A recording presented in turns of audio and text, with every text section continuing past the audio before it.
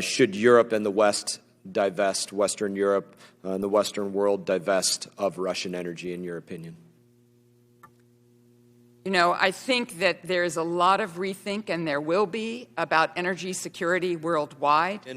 Your assessment of just being tactical in diplomacy, is our diplomacy more easily conducted if America is in a stronger position, and likewise more difficult to conduct if America is in a weaker position? Of course, one always does better in diplomacy when we are strong, and as the President of the United States said last night, we are strong.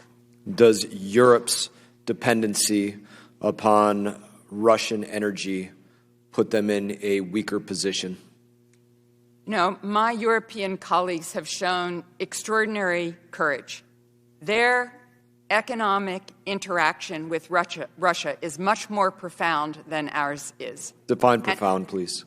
Excuse me? When you say profound, expand on that. What I mean by that is that they have trading and commercial relationships with Russia that we do not, as well as energy relationships, as you've pointed out.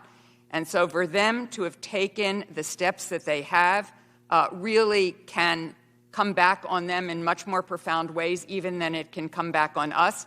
As the President said last night, we have worked very hard, first and foremost, to mitigate anything that might hurt American citizens. We have tried to make sure that the consequences are felt by Russia, not by us. And similarly, we have worked with Europeans and others around the world, because it's not just Europe, to make sure that it is Russia that bears the for instance, to your word profound would be Turkey having a direct pipeline between them and Russia in order to obtain energy. That would be an example of profound in that situation. I certainly think that the energy flows are very critical, and I think that we have seen a great courage, certainly when Chancellor Scholz announced in essence that NS2 was dead, and now we have seen the company behind NS2 declare bankruptcy yesterday. We should be able to say that was a courageous step. Madam Deputy Secretary, they are in a weaker diplomatic position because of their dependency in early March, cold temperatures, what's going on. That is a weaker diplomatic position. You know, I don't just define strength or weakness by economic relationships.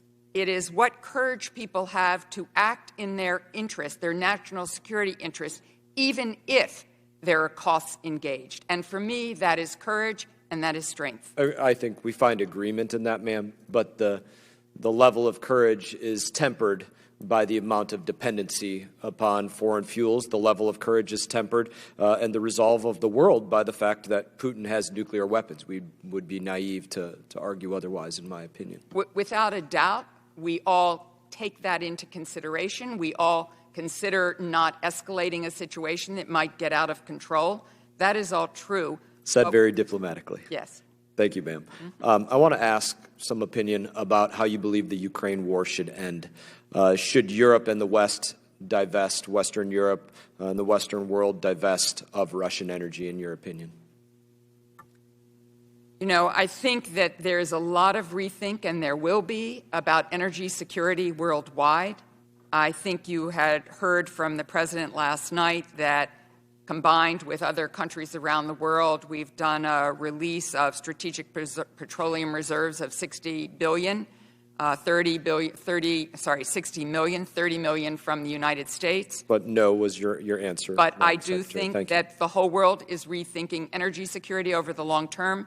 There will be a transition era. It is not only in our national security interest because of situations like what we're currently facing, but it is in our national interest because climate change requires it. Should, because of Putin's nuclear posturing, which we could go in depth in a number of different venues, the world demand a Russian nuclear demilitarization following this conflict? We have long urged that there be a build-down of nuclear weapons worldwide. I support and worked for President Obama and his ambition, certainly not in my lifetime. One last question before my time runs dry here. Because of their invasion, their violation of Ukraine's sovereignty, should we demand a demilitarized zone along all Russian borders? I think we should consider everything. That is not one I have thought about, Congressman, but certainly will take your suggestion under advisement.